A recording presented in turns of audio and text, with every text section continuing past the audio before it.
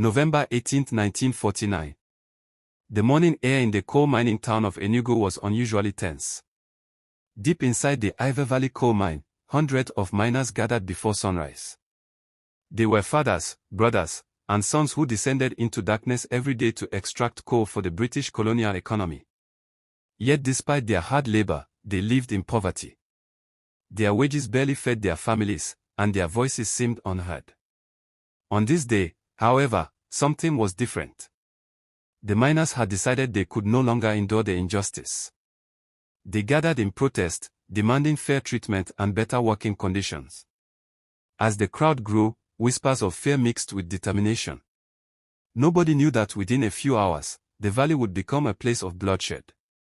Armed colonial police arrived and surrounded the miners. Tension filled the air. Then, without warning, gunshots shattered the silence.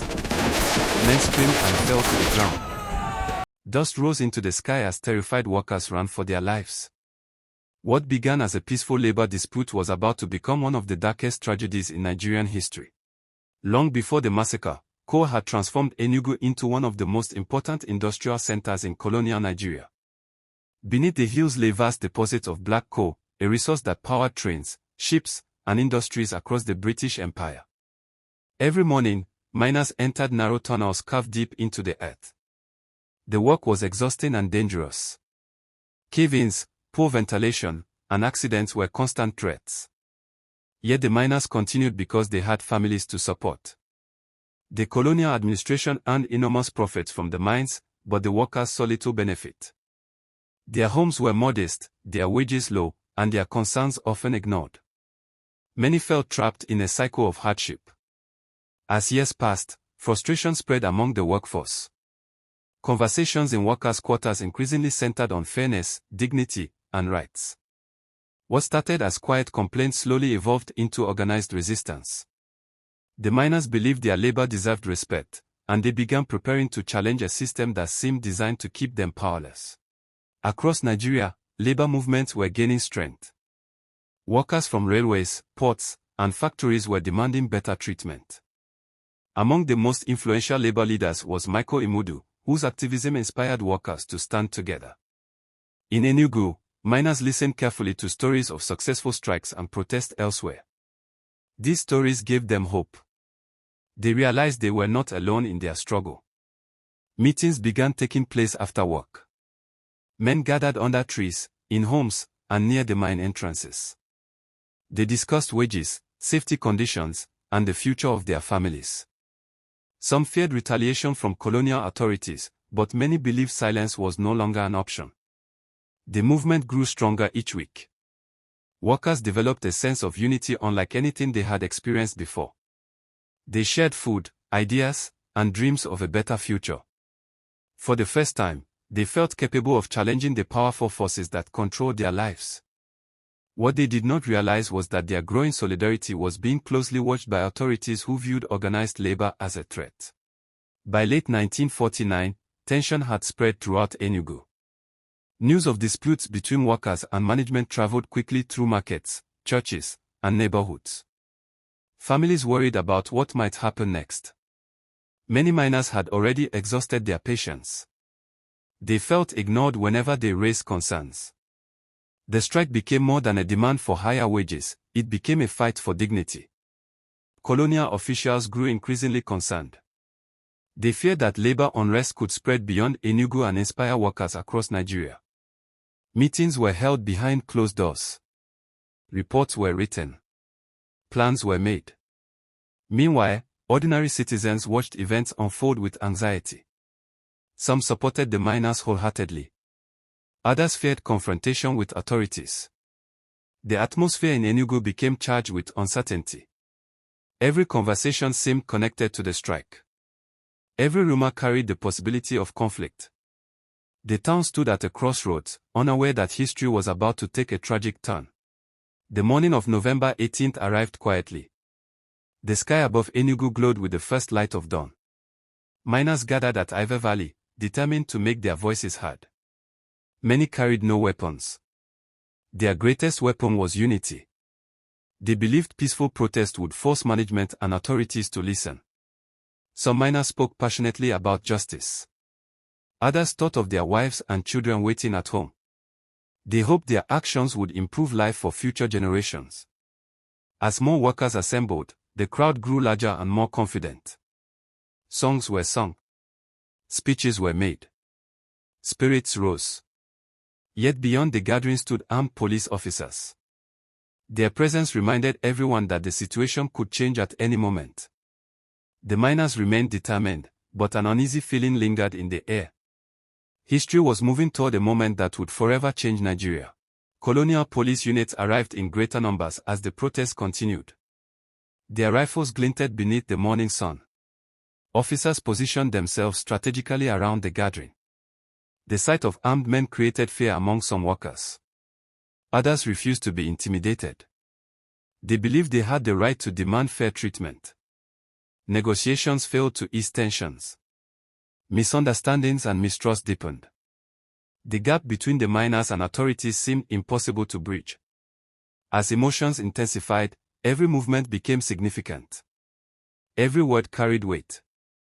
Witnesses later described the atmosphere as explosive. Neither side appeared willing to back down. The miners stood firm. The police remained alert. The stage was set for tragedy. Suddenly, chaos erupted. A gunshot rang out across the valley. Then another. Within seconds, multiple shots echoed through the mining grounds. Panic spread instantly. Workers screamed and scattered. Some fell to the ground. Others ran desperately for cover. Dust filled the air. Men who had arrived seeking justice now fought simply to survive.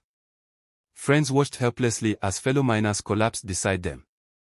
The peaceful protest had transformed into a scene of horror. Fear overwhelmed the crowd as bullets tore through the gathering. In those terrible moments, lives changed forever.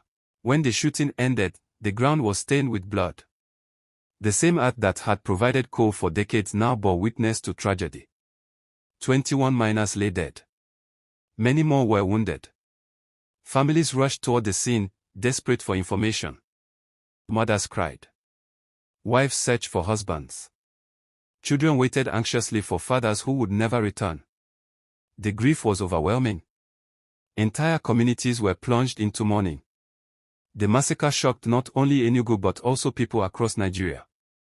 News spread rapidly, carrying stories of loss and injustice. The valley had become a symbol of sacrifice. Funeral preparations began almost immediately. Families struggled to comprehend their loss. Churches filled with mourners. Tears flowed freely as prayers were offered for the dead. Neighbors supported one another. Food was shared. Comfort was given wherever possible. Yet beneath the grief lay anger. Many believed the deaths could have been avoided. Questions filled the minds of survivors. Why had peaceful workers been met with gunfire? The search for answers had only begun. As newspapers reported the massacre, outrage spread nationwide. Workers in other industries expressed solidarity with the miners. Labor unions condemned the violence. Political activists demanded accountability. For many Nigerians, the tragedy exposed the harsh realities of colonial rule. The massacre became evidence that ordinary people could not rely on authorities to protect their interests. Public anger continued to grow.